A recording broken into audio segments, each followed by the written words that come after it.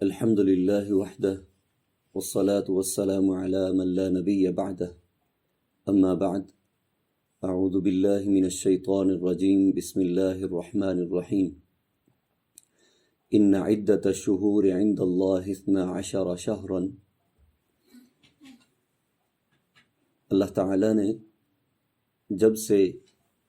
زمین و آسمان کا یہ نظام تخلیق کیا ہے تب سے ہی اللہ تعالیٰ نے مہینوں کا شمار 12 کی تعداد میں رکھا ہے، اور اس بات کو اللہ تعالیٰ نے سورہ توبہ میں ذکر فرمایا، ان عدت الشہور عند اللہ 12 شہرا، کہ اللہ کے نزدیک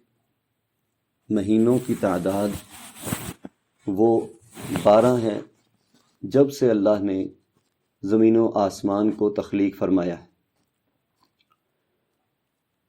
اس کے بعد جو وقت گزرتا گیا یہی ترتیب، یہی گنتی مہینوں کی چلتی رہی، لیکن یہ ترتیب نہ تھی کہ پہلا مہینہ کون سا ہے اور آخری کون سا۔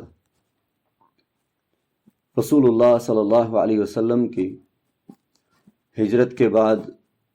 مدینہ میں آنے کے بعد، حضرت ابوبکر رضی اللہ عنہ کا جب دور آیا اس وقت تک یوں ہی سلسلہ چلتا رہا۔ اس کے بعد عمر بن خطاب رضی اللہ عنہ کے دور میں جب ضرورت پیش آئی کہ کس طرح سے اس بات کو سمجھا جائے کہ کون سا خط کس بادشاہ کو کس علاقے میں کس وقت میں بھیجا گیا یا دیگر ضروریات تھیں، تو حضرت عمر رضی اللہ عنہ نے یہ بات طے کی کہ آج سے ہم مہینوں کی گنتی اس طرح سے شمار کریں گے کہ پہلا مہینہ فلاں ہے اور آخری مہینہ فلاں۔ اسی ترتیب سے یہ 12 مہینے حضرت عمر رضی اللہ عنہ کے دور میں، دور خلافت میں طے پائے تھے۔ محرم الحرام پہلا مہینہ قرار پایا، ذوالحجہ آخری مہینہ قرار پایا، کیونکہ ضرورت تھی۔ اور اس کے ساتھ حضرت عمر بن خطاب رضی اللہ عنہ نے اس کی ترتیب اس دن سے بنائی کہ جس روز رسول اکرم علیہ الصلاۃ والسلام ہجرت کر کے مدینہ تشریف لائے تھے، یعنی کہ اس تاریخ سے 1 ہجری سے اس کو طے کیا گیا۔ وقت یوں ہی گزرتا رہا، اور ایک وقت ایسا آیا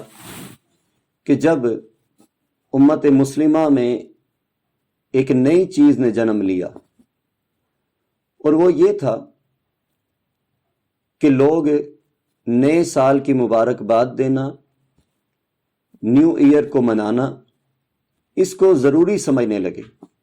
ضروری سے مراد یہ ہے کہ اسے بھی اپنا کلچر، اسے بھی اپنا دین کا حصہ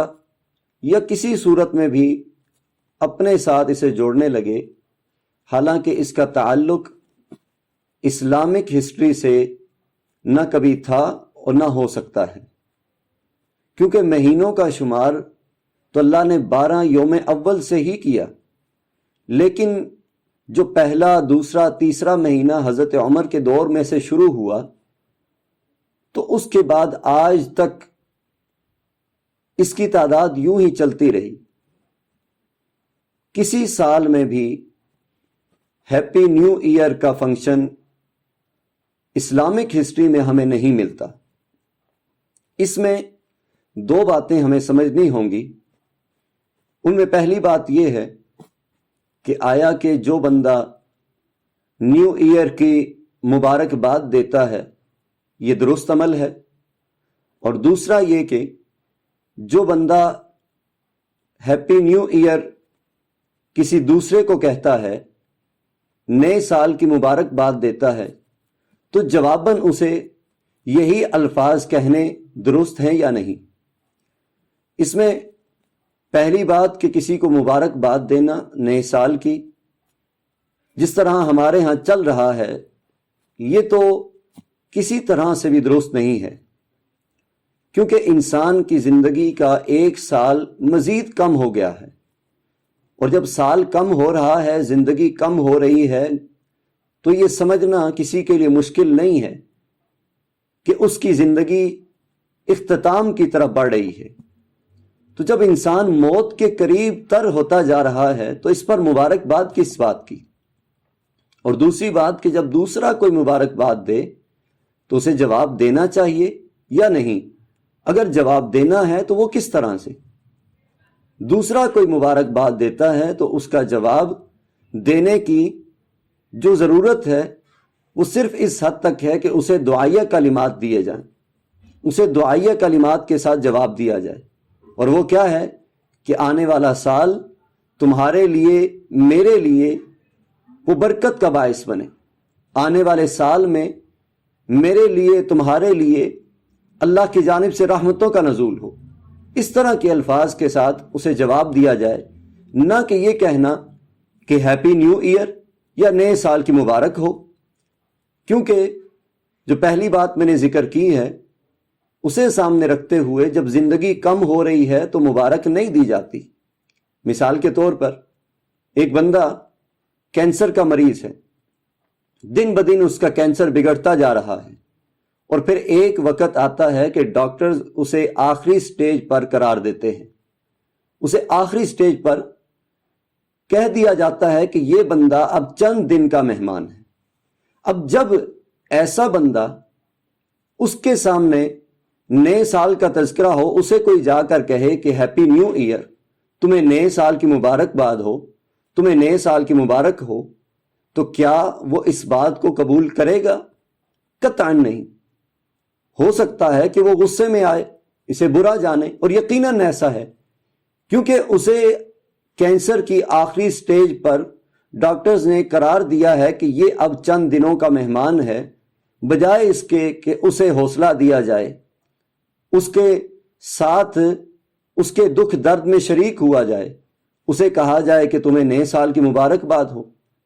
اسی طرح سے کسی کے لیے یہ بات درست نہیں سمجھ آتی ہے۔ ہاں ایک بات ضرور ہے جو میں نے پہلے ذکر کی کہ صرف اس انداز میں جواب دیا جائے کہ اسے دعائیہ کلمات اور اچھے الفاظ کے ساتھ، دعاؤں کے ساتھ اسے جواب دیا جائے۔ آپ جانتے ہیں کہ انسان کی زندگی ایک ایک سانس کے ساتھ جڑی ہے،